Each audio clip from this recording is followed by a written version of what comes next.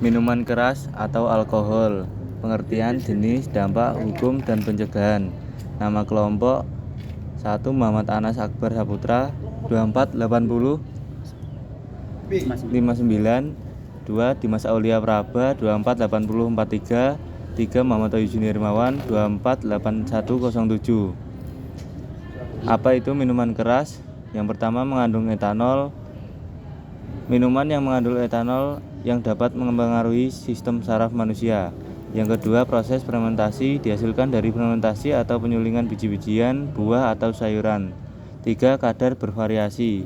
Kadar alkohol bervariasi tergantung jenis dan proses pembuatannya. Selanjutnya, jenis minuman keras. Yang pertama, minuman suling seperti alkohol tinggi seperti vodka, whisky, gin, rum, tequila. 2. Minuman fermentasi seperti bir, anggur dengan kadar sedang. 3. Liqueur campuran alkohol dengan gula dan perisa. 4. Minuman lokal, arak, ciu, dan minuman tradisional lainnya. Selanjutnya, dampak jangka pendek.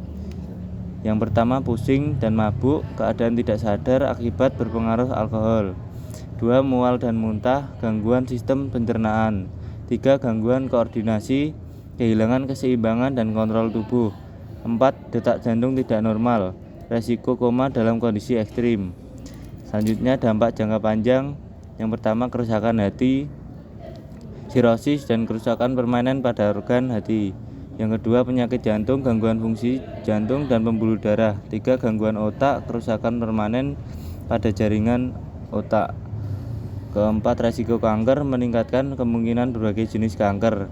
Yang kelima, diabetes dan obesitas, gangguan metabolisme dan peningkatan berat badan.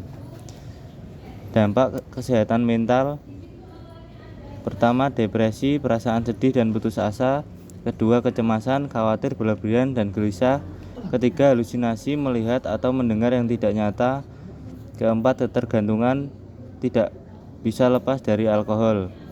Alkohol mempengaruhi otak sehingga mengubah emosi dan perilaku dalam jangka panjang, dapat merusak kesehatan mental secara serius. Dampak kognitif terbagi menjadi dua, yaitu jangka pendek dan jangka panjang. Yang pertama, jangka pendek, sulit berpikir dengan jernih, memori hilang, reaksi lambat dan tidak tepat. Yang kedua, jangka panjang, kerusakan otak permanen, demensial dan pikun, gangguan pengambilan keputusan. Otak adalah organ yang paling terdampak alkohol, terutama bagian memori dan kontrol diri. Dampak sosial dan akademik.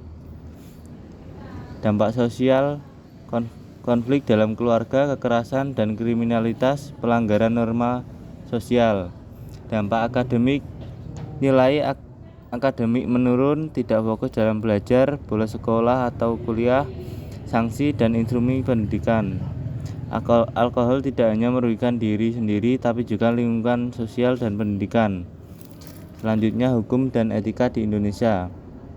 Yang pertama, klasifikasi golongan. Golongan A, B, C berdasarkan kadar alkohol. Yang kedua, izin penjualan. Penjualan harus memiliki izin resmi. Ketiga, larangan anak-anak, dilarang dijual kepada anak-anak di bawah umur. Yang keempat, sanksi hukum, denda dan pidana bagi pelanggar. Yang kelima, perspektif agama dilarang dalam semua agama. Indonesia memiliki aturan ketat karena dampak negatif alkohol yang luas terhadap masyarakat. Pencegahan dan penanggulangan. Yang pertama, pemerintah, regulasi cukai dan penegakan hukum.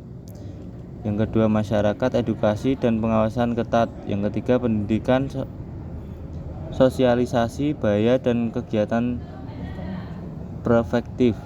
Pencegahan harus dilakukan bersama oleh semua pihak agar dampak negatif bisa dikurangi. Terima kasih.